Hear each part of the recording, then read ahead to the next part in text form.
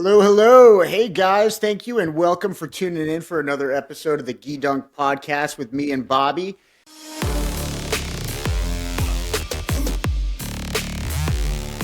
And there's a lot to talk about this week, a lot going on both in the political world, in the hmm sports world, in the hmm American culture world. It's been a busy week, and this week we're entering into is a lot of fun as well. There's a lot of stuff going on, so let's just dive right into it. Bobby, what's going on with the President Trump?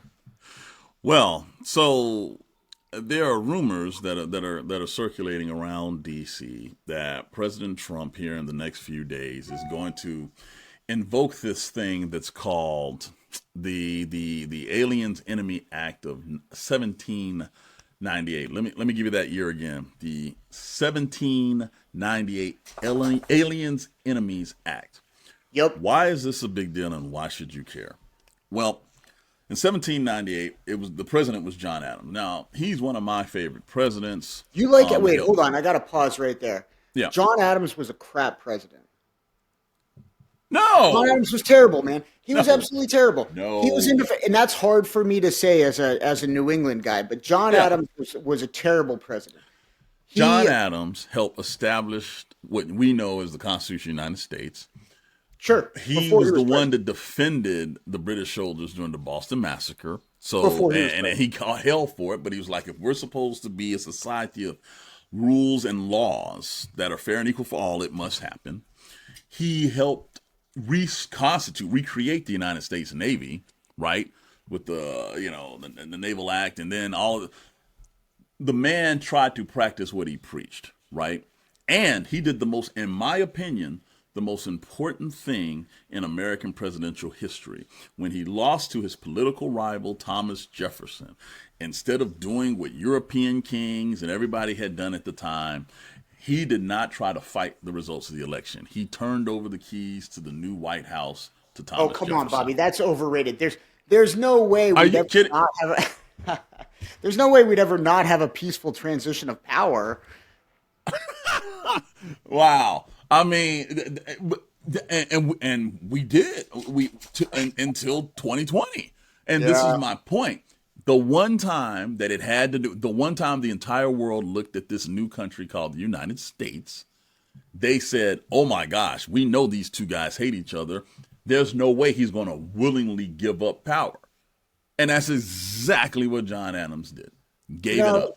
that's fair. That's a fair points. I mean, John Adams was an interesting guy, in the sense that he very much contributed to, him and Hamilton, right? They really contributed to the vision of what America became. The Jeffersonian kind of agrarian versus very disseminated states' rights kind of view. I mean, ultimately, that lost out to the federal government. But the reason I don't like Adams is I think internationally he really was kind of a poor president. Between the relations with the French and the English, the phony Well, I think I understand the narrative. I think the facts are unfair. First of all, it was he and Franklin that were over there negotiating with the French to come help fund and provide weapons. We were sort of like, I don't know, Ukraine now, getting help from France to finish off this revolution, right? So he did a great job there. When it comes to international diplomacy and stuff, the reason that he brought back the United States Navy was because he saw that we were a maritime nation and needed it. And then my personal favorites about him as a man, we had five presidents. The first five are considered part of the founding fathers group. He was the only one that did not own slaves. He was an abolitionist. On top of that, his first lady, Abigail Adams, was the first one to show that a first lady is important to the presidential office. Having one that's intelligent, having one that was well read, she brought a whole nother level to his thought process. Okay, that's not to knock other first ladies. Dolly Madison was probably the most famous out of the group, But the Yeah. most influential was Abigail Adams because he discussed government structure with her because she was intelligent enough to do it. She She was was basically pretty, Hillary Clinton 1.0. and she kind of held things together when he was off running from the British in the back Oh, in come on. 1775. Come She was, on. dude. So okay, so what is Running Adams was from. the Alien and Sedition Act, right? Right.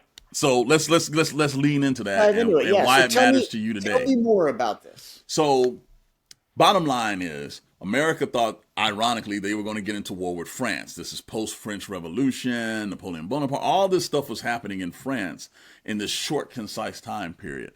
And John Adams also, if I'm not mistaken, was our shortest president or close to it. So What had a about little that guy? height issue. What about that guy you picked up? Okay.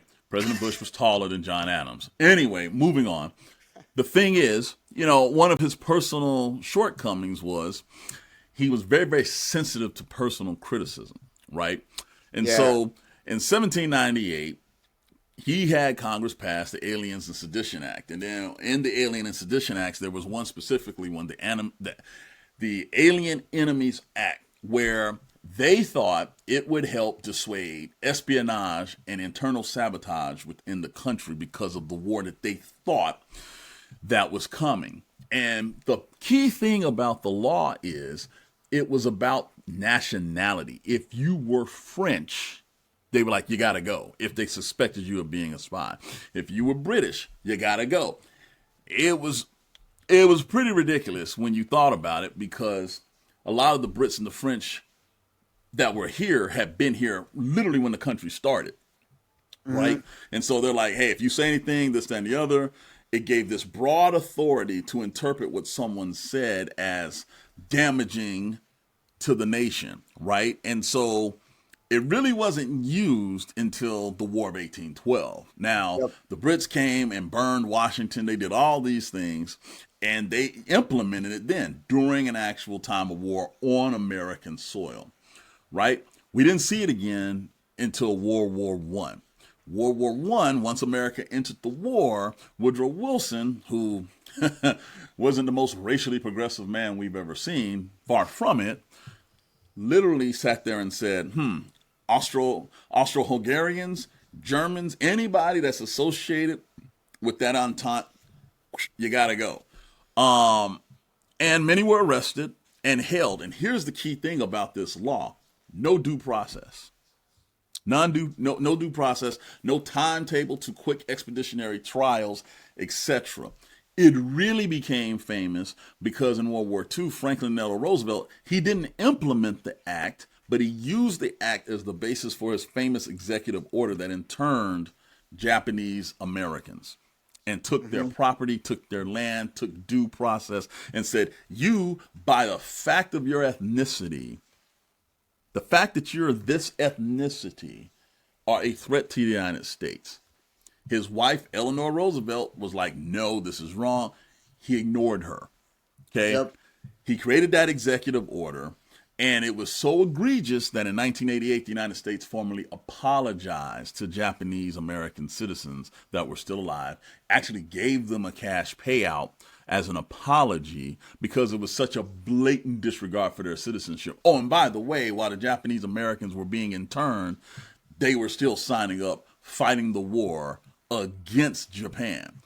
Daniel Inouye, the senator from Hawaii, Medal of Honor winner, doing unbelievable things, right? Wounded, fighting, spilling blood for America, their country, as their families were locked up, as their property was confiscated, this, that, and the other. So Americans need to understand the history of something like this.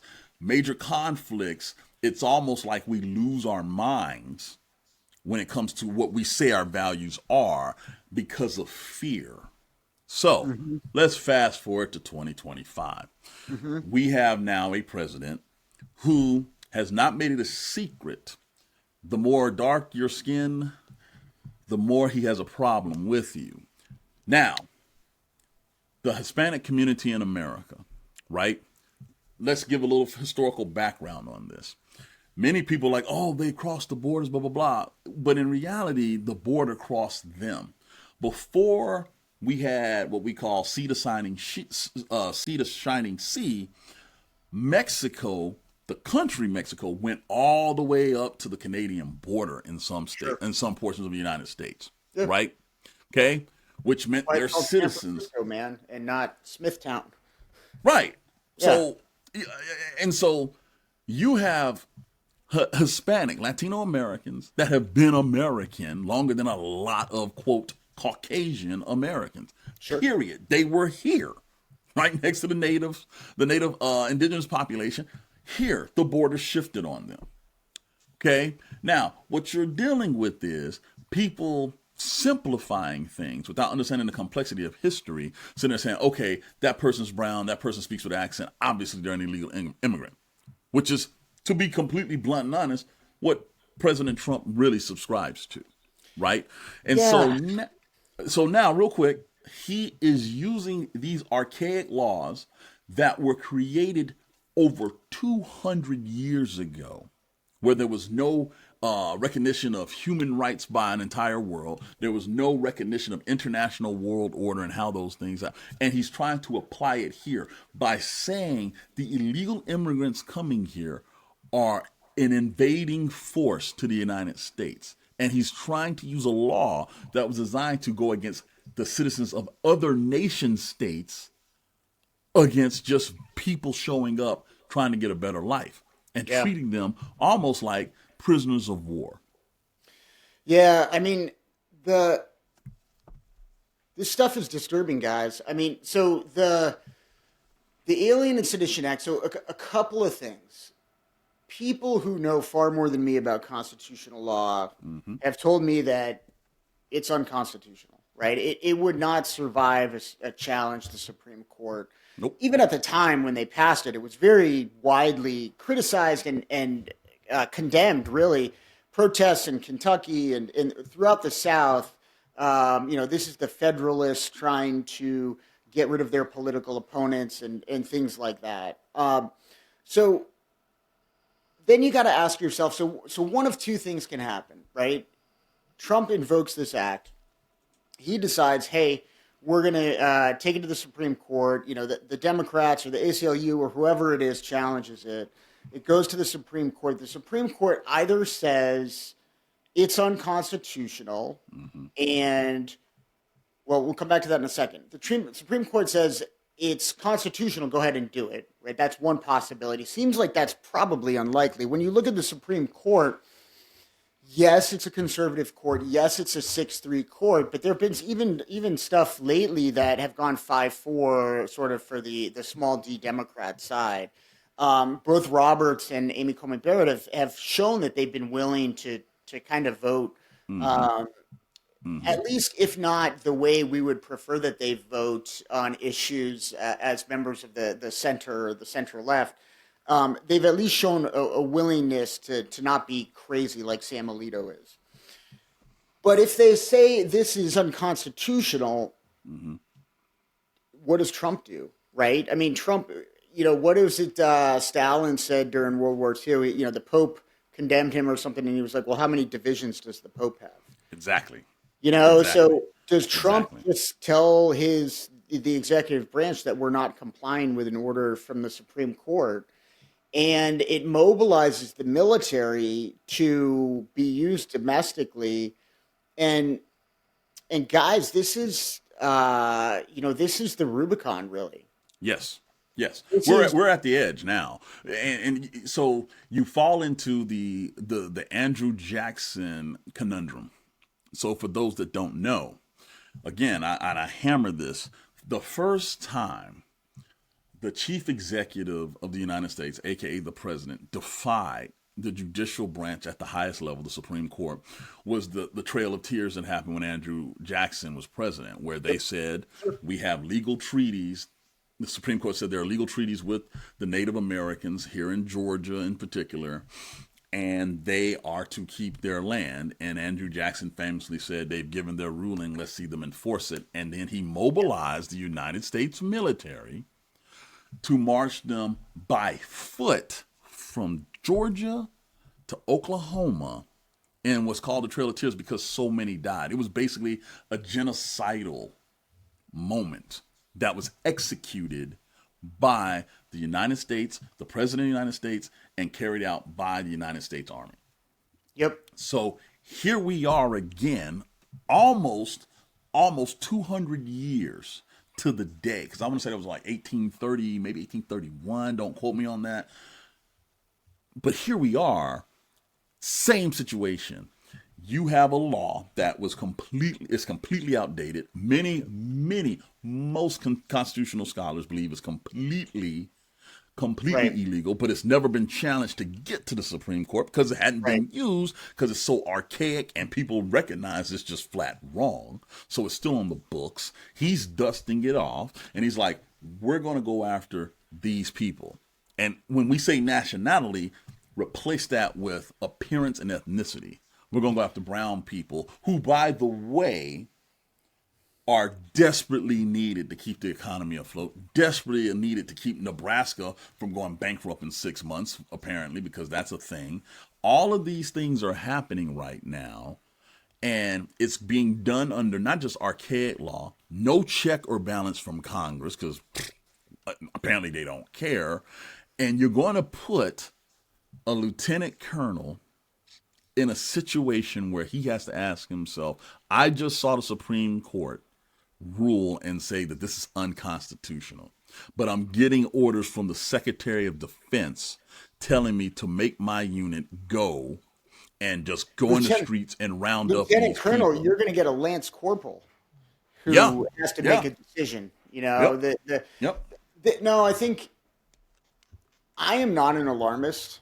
right, Like I'm at heart, I'm an optimist, right? I always believe everything's going to work out, and thus far, I've been proven right. yeah, Because the wheels have not come off the bus yet, but this is them kind of coming off the bus. I mean, the second we think about what this looks like, right? You have U.S. soldiers on the streets of your town, of American cities, going around and rounding up people for deportation. And mm-hmm, yes, of course, illegal immigration is a problem. Of course, we cannot just have open borders. But this is the slipperiest of slippery slopes. The second we normalize the U.S. military on the streets of American cities and American towns, we are mm-hmm. fucked. The game is over. Yeah, not only that, I'll take it a step further. Again, I'm not an alarmist either. But here's the problem. Unfortunately, I've gone out of my way to learn history and to study current events. Okay? When you use the military domestically, right?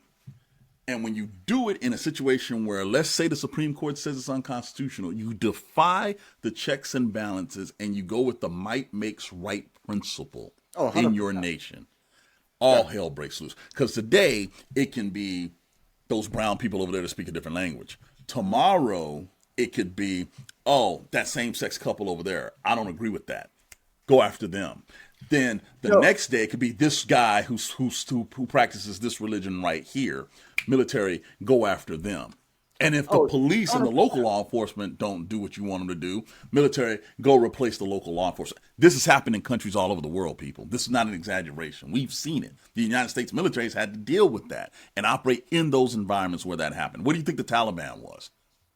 I don't think that it's hyperbole at this point to say, the Martin Niemöller quote where first they came for the socialists and I didn't speak out because I'm not a socialist, and then they came for I forget the priests and I did not speak out because I wasn't a priest, and or whatever it was he said, and then they came for the Jews and I didn't speak out because I wasn't a Jew, and then they came for me, right, and nobody was left basically, and that they're coming for some people, right? And Bobby, I mean, one can lose one's citizenship, right? Like citizenship is ultimately, I mean, then we're completely in uncharted territories. But I mean, you can be denaturalized. I'm curious now. I'm gonna look at Yes, you can be. As a matter how of can fact, you you. know how we know we can be? Because they're doing that. The current administration is doing that as we speak. So So if you're, how do you lose your citizenship? So if you, in order to lose your citizenship as an American citizen, there are, so you can commit treason against the U.S. Mm-hmm. Mm-hmm. Okay, seems that seems very unlikely. But then, who is defining what treason is? You can And run there for you have office it. in a foreign country. Yep. You can give aid to the enemy of a foreign Yep. country, Aid or and you abet can the enemy. renounce. You can deliberately renounce your citizenship. So there are ways in which even you and I, who are uh, generations and generations of American citizenship. I mean, in theory, there is an avenue for us to have our citizenship challenged. Right. And so, in a nightmare scenario, uh, totally unchecked, I mean, Trump could essentially kick out whoever he wanted to, right? I mean, he'd have to prove that we've committed treason or whatever. So But he's already calling, reporters the enemy of the people. So how far are and we? and you're going right where I was about to go. Yeah. The problem with this law, right, is the interpretation of who the threat is. Yep. When you remove due process from any type of situation, when you remove that fail safe where the actions and the intent of the actions have to be proven, then there is no objectivity whatsoever, right?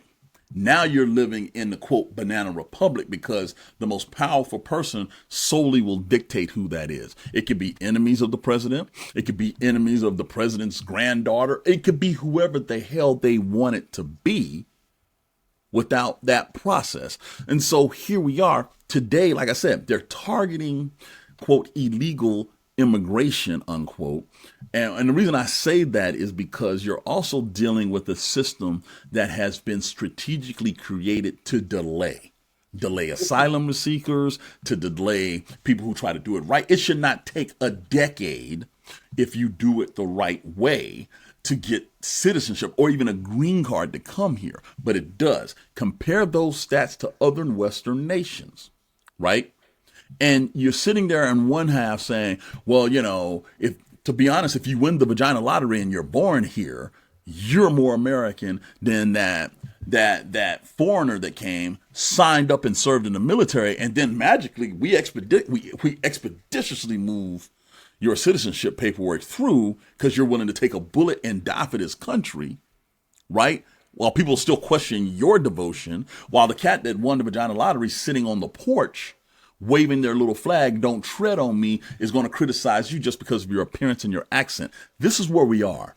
No, yeah, this is real, right? I mean, it makes sense now why Hegseth fired the Jags. Bingo. Because it now Bingo. you're not going to get any internal resistance from the military. Right. They're just going to say, if you got rid of all the people who are faithful to the Constitution, Mm-hmm. you can kind of do what you need or what you want. So this is scary stuff, and we definitely need to be thoughtful as a populace. But that I can tell you that for me, for Dan Barkoff, that's a red line for me, right? Yes. Yes. U.S. troops in my hometown rounding up people is a red line, and that is going to require nonviolent, peaceful mass protests. Yes.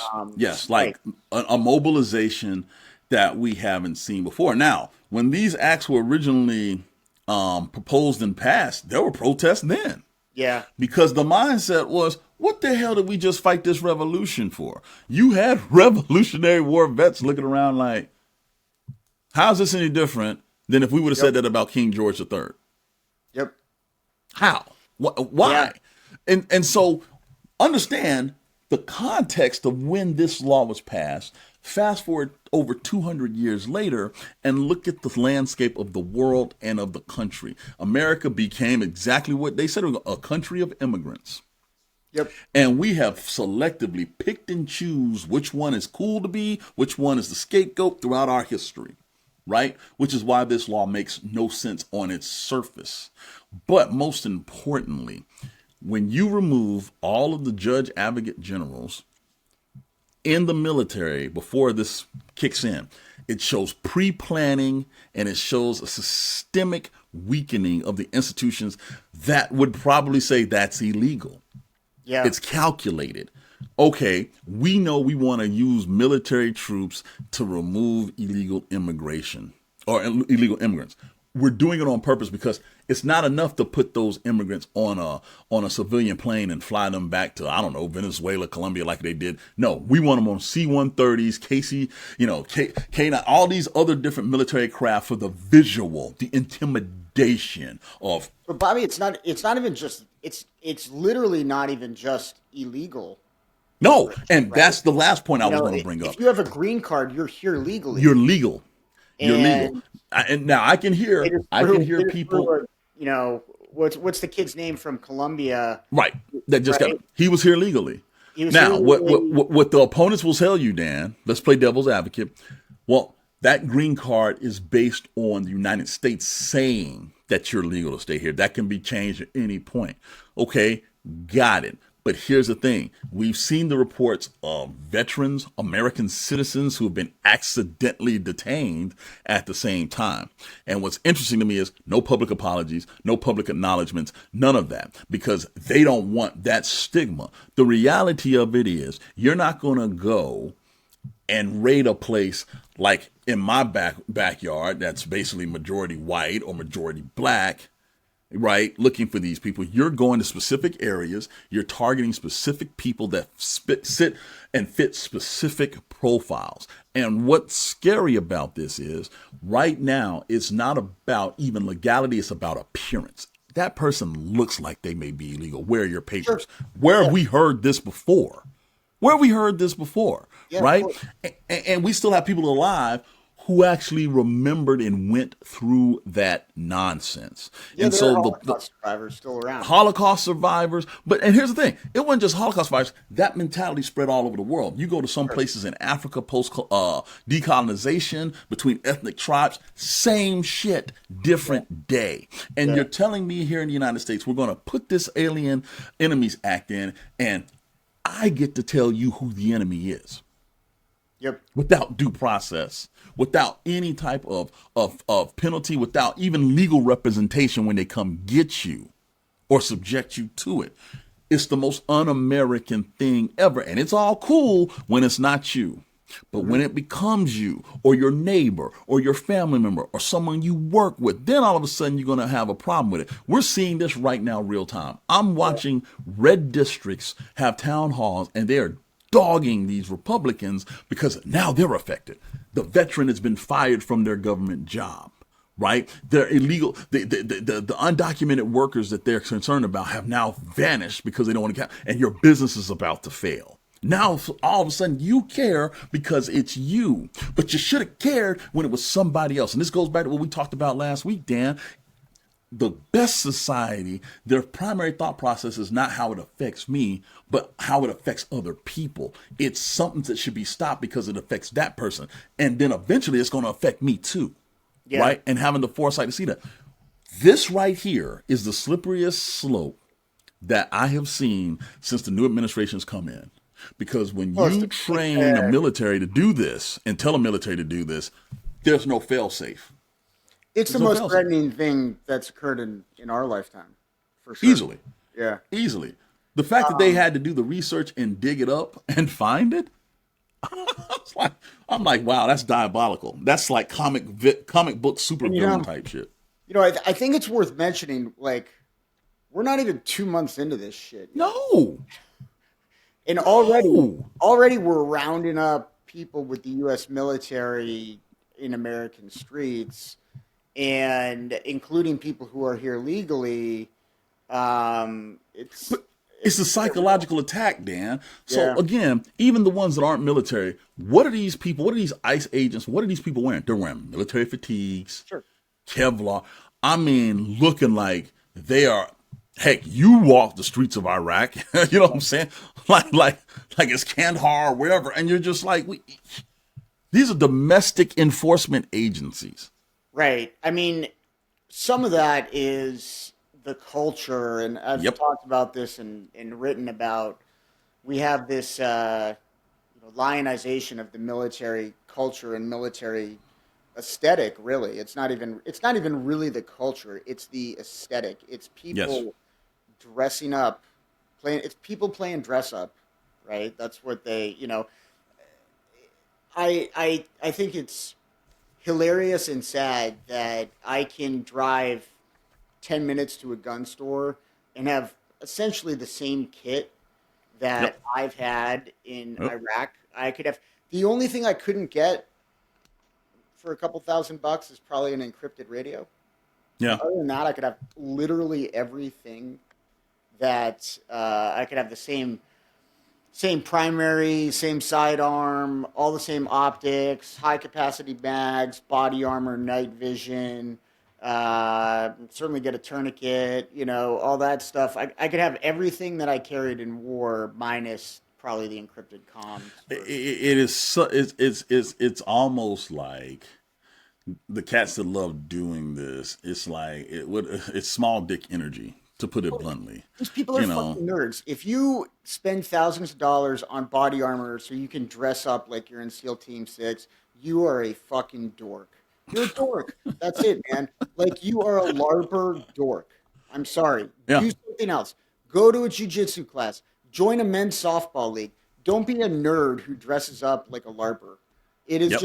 just, it's crazy. Anyway, let's talk some sports because I Yeah. want to talk about this is okay. Wait, Bobby, I got a question for you. Yeah. What's the best time of year for sports?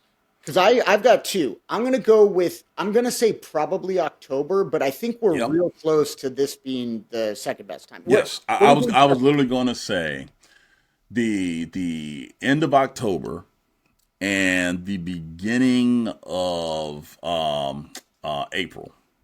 Yeah. Two reasons. Beginning of April, March Madness Yep. is at its epic peak with all the colleges and Is this, the that, and best. the other. I Right? read something. I don't know if this is true, man, but I read some article about how like more men have vasectomies during March Madness because like Really? yeah, you can just like lie on the couch and with like a bag of peas on your nuts for like a week and just watch March Madness. Like I don't know if that's true. Somebody I in the actually comments believe that. told me. That actually would make a lot of sense. Yeah, so I don't know if someone's a urologist, tell me if that's But true. But no, I think it's the beginning of April and the end of October. The beginning of April, you have not just March Madness, you have the beginning of the baseball season. yep, You have the basketball, like NBA, NBA about playoffs and can kick off. NHL playoffs are about to kick off. Yep. And even though the NFL is not going on, you have the NFL draft and Oh everybody yeah, caring about yeah. that and this, that, Yep. and the other. So it's a lot of sports that mix in. Now, it's interesting. March Madness, I think it's one of the greatest spectacles, sports or real life, in the world It's incredible. because you have all these teams, different universities, and people who've gone to schools. Universities have different personalities, different sizes, blah, blah. And it's this free for all tournament. Yep. What I'm concerned with is this is going to go away if something doesn't change. Tell me So, why. NIL, name, image, and likeness money, that now college athletes are being compensated, and they should be compensated because the amount of money that's made off their backs is significant. Well, let's pump the brakes here. I want to hear. Let's dive into this, man. So you played college football and you ran Yes. college track. I ran college track. Now we went to the Naval Academy where technically everyone's on scholarship, right? So there's Yes. no such thing as an athletic scholarship. But Right. explain it? Make the argument that I not can getting free college is enough I for can tell you. I can give you two examples. One that's all personal, right. and one that another much more famous athlete said to me. Okay. Said to in an interview rather. Um, when we were in school, when we were at Navy, this was the beginning of when the college football video games came out on the original PlayStation Yeah. and this, that, and the other. So college football '99, right? They had the graphics were low, but they had the Naval Academy, Military Academy, Georgia. All those schools were in, and the stadiums and all that. Did you play And Navy or did you play Georgia? Be honest. no, I played Navy. I made myself like this unbelievable All-American, but that's not here nor there. What's interesting to me is I would go and look at the roster, Yeah. and they couldn't use your name, but there I am. My number, my height, my weight, heck, my skin tone, even the elbow pads and the different gear that I wore, all that, my hometown and my stats, everything. But instead of saying, Bobby Jones, it said ROLB, right outside linebacker number 42, right? Was there a point, because like now, was there a point where they, Madden or what, not Madden, but like where the video games were allowed to use people's names? Right. So we're going to get to that. Okay. That recently happened. Okay. But back then, these games were selling millions of dollars, millions of copies, and none of us got paid for it. Then if you were, a good enough athlete, your jersey, and this is what Chris Webber, who played at Michigan, said, he's at Michigan, which is an expensive school, but he's there on athletic scholarship. He's got $4.12 in his pocket, and he sees his jersey, Michigan number 4, hanging up in the school bookstore for $80. He doesn't see a dime of that, right? The television revenue by him and the Fab Five being on the roster, ratings going through the roof. They saw nothing. He goes, if someone gave you $10, they could report you and make you ineligible, not recognizing that you're burning how many calories every day playing these sports, and you don't have enough money to go get a pizza because the school, cafeteria wasn't closed or wasn't open, and this, that, and the other. He goes, it's ridiculous. Meanwhile, your picture is being sold, literally your picture. And if you autograph the picture, someone will sell that for $100 and you're not supposed to see a dime of it. He goes, it makes no sense. And here's the thing, Dan, name one other area in American society where that would be legal. No, I think that's right. So I agree with you in the sense that, okay, so because the argument is like, well, you get paid through the education, right? The intrinsic value of the education, sure, whatever. But as far as actual cost, the athletes make the university 5, 6, 7 times the cost of their scholarship.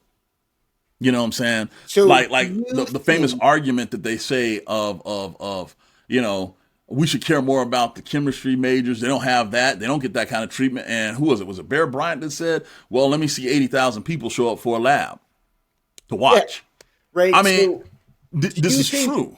Do you think that if there was some magic way of not selling, Chris Webber's face on the poster and, it's just a generic Michigan outline or whatever, would you still believe in NIL? Or do you think, like, I agree that, like, people should get paid if someone's profiting off of their likeness. That sounds reasonable.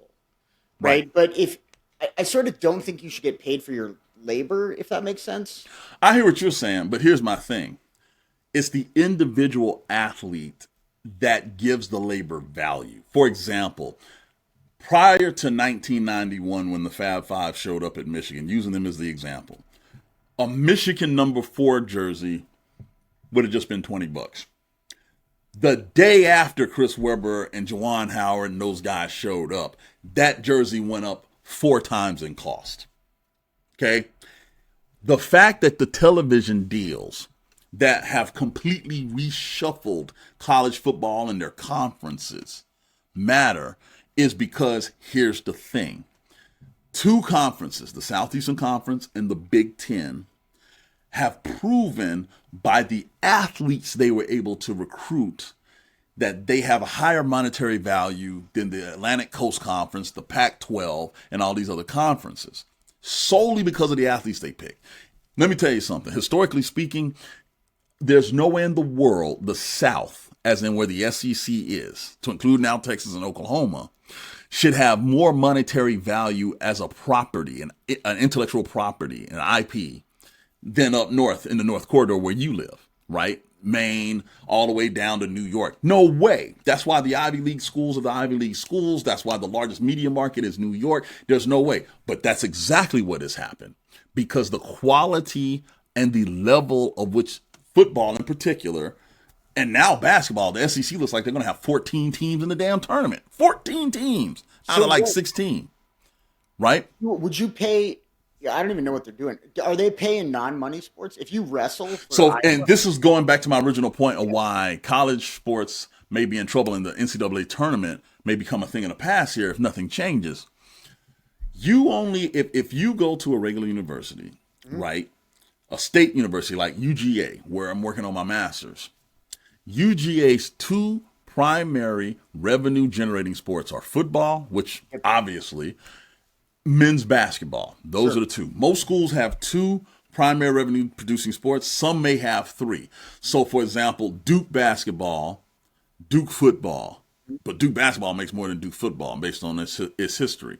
Yeah, and if you're good, if you're lucky, you may have one women's sport that breaks out, like UConn women's basketball, now South Carolina women's basketball, LSU women's basketball, those things, Iowa women's basketball. But they're the rarities, not the exception. All the other sports, for the most part, unless you're dominant like John Hopkins in lacrosse or something like that, take away from the budget. They do not generate enough money to cover costs. So the reason these athletic directors beat down the door to get the television revenue from those two major sports, men's basketball and football, is because it finances everything else. Now, when NIL was approved about now going on 5 years ago, right? The Supreme Court, the NCAA knew the Supreme Court was going to rule against them, because there's nowhere else in American society where you can do this, where you can sit there and say your labor based on who you are is not going to be allowed to be, you're not going to be allowed to profit from it. It's the most un-American thing ever. And they were going to get eviscerated. Ed O'Bannon, who was at UCLA right when we were in school, brought that lawsuit, and he was right. But what didn't happen were actual rules and legislation across the board. So what it became was quickly the haves and the have-nots, right? So the SEC and the Big Ten have these massive athletic budgets, but they also have the best players and this, and it became an arms race. Meanwhile, your smaller schools, your more academically inclined schools, don't generate the same revenue and can't offer the most money, can't offer the same amount of money. And so this is not a big deal as in football, because in Division I, you got like 130 teams. But oh boy, is it a big deal when it comes to basketball, because you have tons of basketball schools like a Maine, a Vermont, that aren't big time football, but they have great basketball tradition. And now they don't have the cash cow like football that's going to help funnel that money. And they don't get enough money from their basketball program to pay for women's basketball or volleyball or track. You know what's interesting, man? So like, this is not, so Vermont, University of Vermont, of which I am an employee. Yes. They won men's NCAA soccer this year. Yep. And kind of unexpected. Like they were ranked, but not top 10 even. And then they just had a run. And they just beat everyone, and they won the title, and I'd be curious. We should talk to the coach or something. But I'll tell you what kind of bump did they get? Right. When you look at UVM men's soccer, so the way they've been winning lately, and they've had some great seasons, they bring in a lot of foreign players. Bingo. And so they're getting a lot of, a kid from Germany, a kid from England, a kid from their best player was from Israel. And they come over and do a couple of years in the U.S., and many of them are not even getting an undergrad. They get like a master's degree, right? So they're doing 2 years. They get their eligibility by getting a master's degree. And someone was explaining to me that this is NCAA soccer is like one of the feeder leagues for MLS. It is. So if you want to get drafted, like you basically have to play NCAA soccer.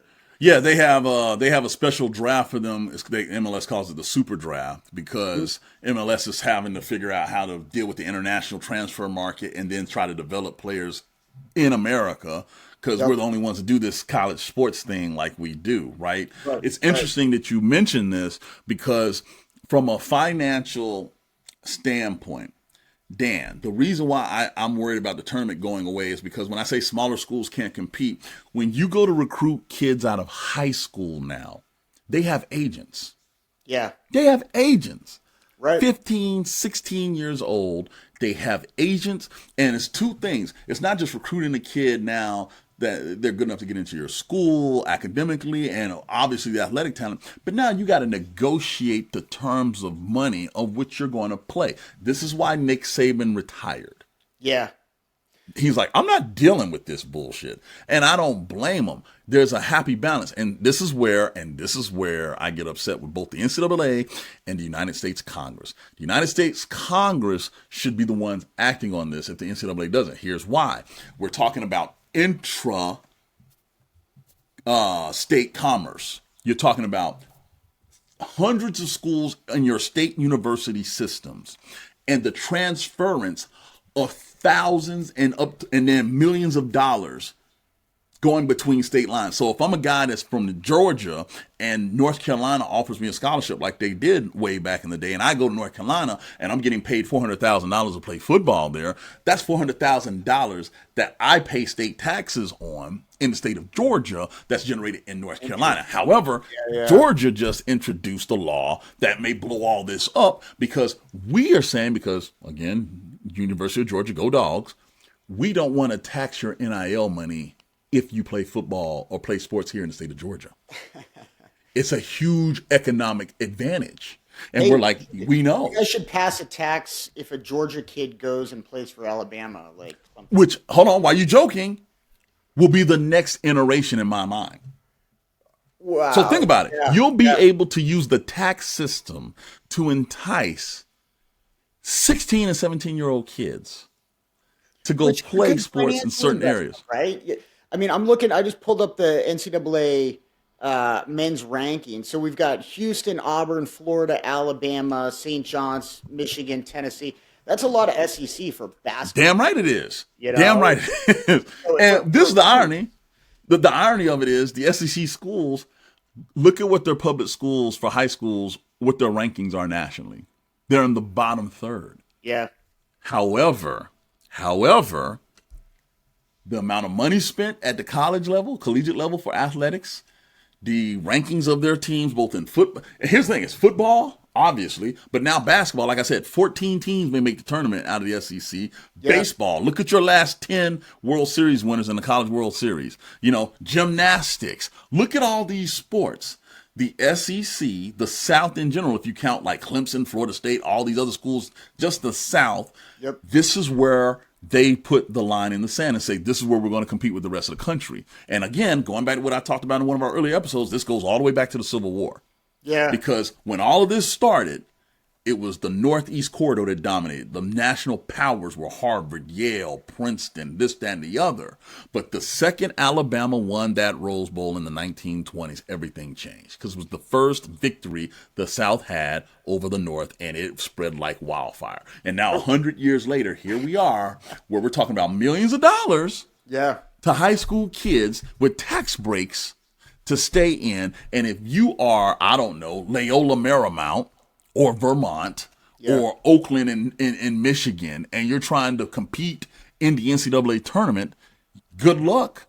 Because if your players are any good, they're going to transfer to another school with bigger money. I'm a believer, though, Bobby. I mean, you always have, like, Kentucky gets knocked off by, New Jersey Technical Institute or whatever. So, well, who do you like this year? Is my boy Cooper Flagg going to take – hey, if you guys don't know who Cooper Flagg is, you should just get on the bandwagon now, okay? The kid is so the reason phenomenal. I'm excited about Cooper Flagg is he's from Maine. He's the best basketball player ever to come out of Maine by far. Easily. He just turned 18. So he came into college a year early. So he goes from Maine, like he's a freshman in Maine. He's like 6'7", whatever. Wins the Maine state championship as a freshman easily. Not even difficult for him.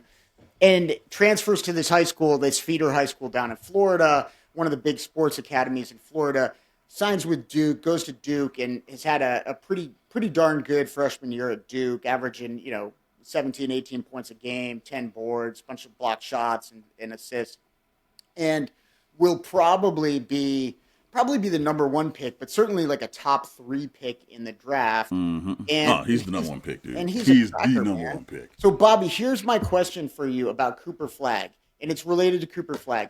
Who are the best American white boy basketball players of our lifetime? Of our lifetime. Oh, of our lifetime? Oh, yeah. So don't count like Bob Cousy or whatever. Yeah, no.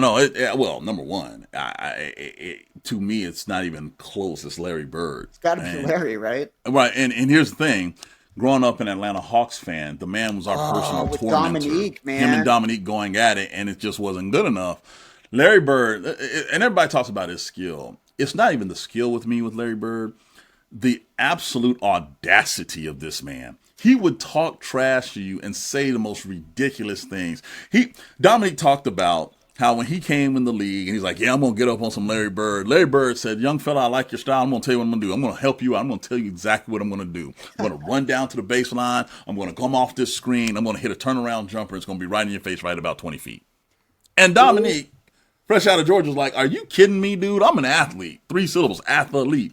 And Bird proceeds to go and do exactly that. You hear the stories of him going into the 3-point contest, the same year that Jordan won the dunk contest versus Dominique, and talking about who's coming in second. He walked into a locker room with the best shooters in the world, asked who's coming in second, and didn't even take off his warm-up top. He didn't even take off his top and beats these guys without even thinking about it. Doesn't even look at the last shot, puts his finger there and walks away. Is it still in the air? I have never seen anybody. He was the first person. Wasn't Magic, it wasn't Bird, it wasn't Jordan, it was Bird. Where you're just like, this man honestly may be the baddest dude on the planet. Yeah. Not because of what he did, but how he do it. And then when you find out his background, being basically dirt poor in Indiana, and what his dad went through, you're just like, this dude is different. Number 2, John Stockton. Yeah. I don't know. I can't even think. I mean, it's a real short list, guys. We're not going to be talking about this. But I'll tell you this: I honestly would put Stockton third, and I would put Chris Mullin second. Chris Mullin was nice. Chris Mullin was great, and he played in New York. He was a playground legend, which, to be honest, is hard for a white guy to become, right? Yep. But here's the thing about Mullin that I love about him: he played pretty dang good defense as well as playing offense, and he was the first real sniper outside of Bird that I saw, and he was more athletic than Bird. Now, John Stockton at 3, I've never seen a dude that looked like he should be cutting his grass in the yard across from you, just being the guy next door literally, and then be able to dominate a game, and then you don't realize he dominated. So you'll look up and Stockton had like 14 assists, 28 points. And you're like, when did that happen? Right? There was this funny website, I don't know, 10, 15 years ago. It's called Stuff White People Like. And it was like, like farmers markets, right? Yeah. And they had like a list of like 100 things. I'll send it to you. But like one of them was assists. Yeah. No. Yeah, and that's fair. It was like, it was so funny. I was like, yeah, white people love assists, man. But going to what you're saying about Cooper, I think Cooper is the greatest, probably will become the greatest white-born American player. He's definitely the best one we've seen in college in forever. Man. Since Christian Laettner, to be honest with you. Oh, Laettner's Kevin Love. He's maybe on the list. I saw Kevin Love play in college. For the season he played at UCLA. You know who else was on the team? Russell Westbrook. That's right. Westbrook was his teammate then. And I like thinking about that now, I'm like, they weren't even, I mean, they of course were good, but they weren't like, it wasn't like they didn't threaten points or anything. It was wild, but I was like, yeah, I saw Russ Westbrook and Kevin Love in college. Let me put it this way. Cooper got the seal of approval from the Olympic team this year because he was part of the group that played and practiced against them. And LeBron and KD and Steph were like, this kid, they just kept talking about how? His skill set is so developed to be at that size, right? Usually when you're taught, He's very smooth. He's fluid. I mean, think about it. Duke let the man come there with his New Balance deal and didn't care. But here's the thing. Going back to our original point about NIL, there are rumors that he is seriously considering staying at Duke a year because of the amount of money that he will still be able to make in NIL while having the college experience and only being 18, being at one of the best universities in the country. What is it? Why would you rush to become a professional? Are NIL deals public?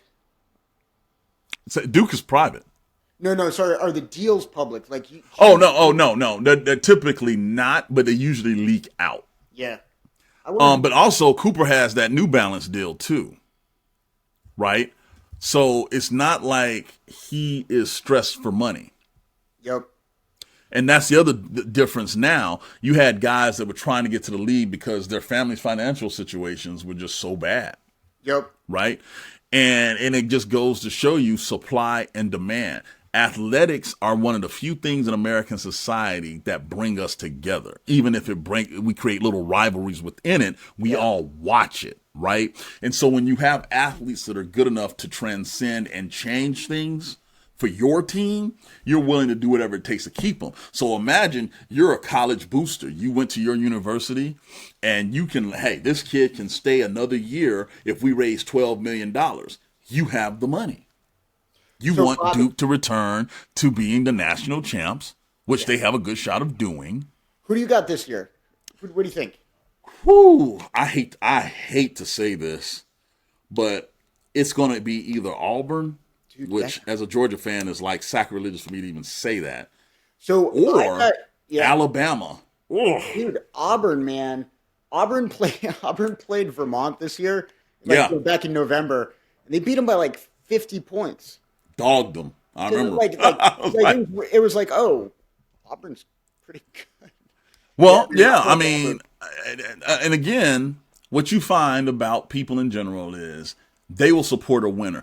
I remember when it was announced that the Naval Academy was going to have a women's lacrosse team that was going to be varsity and we were going to compete. Everybody was like, oh, wow, why are we doing that? And then we got Cindy Tarmichael, the all-time winningest coach, to coach the team. She was at Maryland and she came to Navy. And everybody's like, oh. And then the girls, with their second year, third year, make a Final Four run.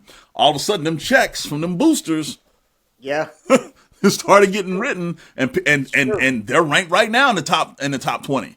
Consistently ranked in the top 20. And this is at a service academy that has only 4,000 people and less than 1,000 girls. Keep that in mind. Yeah. Keep that in mind. So winning is something that brings people together. Sports is the ultimate reality TV show. And so as we talk about the economics and how it changes, it's not what we went through anymore, Dan. If you have a high school kid that's got ability and talent, you're not just thinking about their education and lifelong. You're thinking about the immediacy of earning potential. Right. And it's different. Fascinating stuff, man. Well, yeah.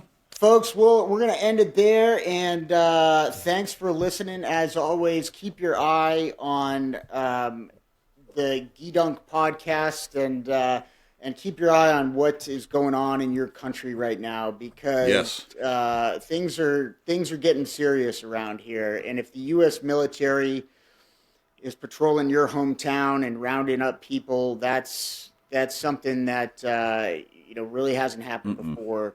And is a little scary to think about, but let's enjoy some basketball, and we'll have next week. We'll have some games to talk about and all that stuff. And as always, Bobby, thanks for co-hosting, man. Hey, man, it's a pleasure. Hey, people, just stay vigilant, stay focused, but also remember the things that bring us together, not rip us apart.